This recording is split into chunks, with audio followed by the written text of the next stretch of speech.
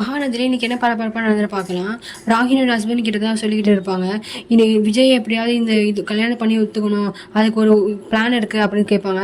சொல்லுங்க என்ன பிளான்? அதுக்கு நீங்க தான் சம்மதிக்கணும். உங்க அப்பா கிட்ட நீங்க தான் பத்தி பேசணும். என்ன சொல்லணும் சொல்லுங்க, நான் எங்க அப்பா கிட்ட சொல்றேன் அப்படின்னு சொல்லுவாரு. விஜய் இது சொல்லி தான் வெண்ணிலோட அப்பா அம்மாக்கு ஆக்சிடென்ட் ஆச்சு. அவர் தான் ஆக்சிடென்ட் பண்ண சொன்னான்னு சொல்லி உங்க அப்பாவை சொல்ல வைக்கணும் அப்படின்னு சொல்லுவாரு. உடனே அவர் ரொம்ப டென்ஷனாக கத்த ஆரம்பிச்சு, அதெல்லாம் முடியாது. எப்படி என் அண்ணனை ஒரு கொலை கேஸை மாட்டி விட முடியும்? இது ஒரு பொய் கேஸ் ஆச்சு. அது வந்து ஒரு ஆக்சிடென்ட் தான் அப்படின்னு சொல்லுவாரு. இல்லை அது ஒரு சும்மா போய் தான். அப்படி சொன்னதான் வெண்ணிலா கழுத்தில் அவன் தாலி கட்டுவான். இல்லை அது என்னால் முடியாது அப்படின்னு சொல்லுவார். இல்லை நீங்கள் இதை சொல்லி தான் ஆகணும். நம்ம வேணா வெண்ணிலா கிட்ட வேணால் இந்த உண்மையை சொல்லிடலாம். இப்படி சொன்னால் தான் அவங்க விஜய் வந்து கழுத்தில் தாலி கட்டுவான் அப்படின்னு சொல்லிடலாம். மற்ற எல்லாருக்கிட்டையும் முன்னாடி கான்ட்ராக்ட் விஷயத்தை பற்றி சொல்லி கல்யாணத்தை எப்படியா நடத்திடலாம் அப்படின்னு சொல்லுவாங்க. அப்போ தான் விஜய் தம்பி சொல்லுவார், இல்லை டிவைஸ் நடக்காமல் எப்படி கல்யாணம் பண்ணி வைக்கிறது? அப்படியே கல்யாணம் பண்ணி வச்சாலும் அது செல்லாதே.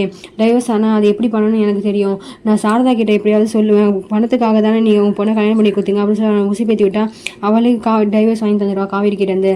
அவங்க 2 பேரும் ஈஸியாக பேசிடலாம். எப்படியாவது கல்யாணத்தை பண்ணி ஆகணும். விஜயை பிளாக்மெயில் பண்ணணும் அப்படின்னு சொல்லுவாங்க. அதுக்கப்புறம் தான் விஜய் வந்து வெண்ணிலா எப்படி வெளியே அனுப்புறது தெரியல அப்படின்னு சொல்லி யோசிச்சிருப்பாரு. அப்போ தான் காவேரி சொல்லுவாங்க, இல்லை இந்த குழந்தை விஷயத்தை வந்து நம்ம சொல்லி ஒரு அனுதாபத்தோடு நம்ம சேரக்கூடாது. எப்படியாவது வெண்ணிலா உங்களோட மனசாட்சி புரிஞ்சுக்கிட்டு அவங்களே வேலைக்கு போவாங்க. அந்த நம்பிக்கை என்கிட்ட இருக்குது அப்படின்னு சொல்லுவாங்க. அப்போ தான் விஜய் சொல்லுவார், உனக்கு ஏன் என் மேலே இவ்வளோ நம்பிக்கை இருக்குது? எனக்கே ரொம்ப ஆச்சரியமாக இருக்குது. நீ ரொம்ப பயப்படாமல் தைரியமாக இருக்க.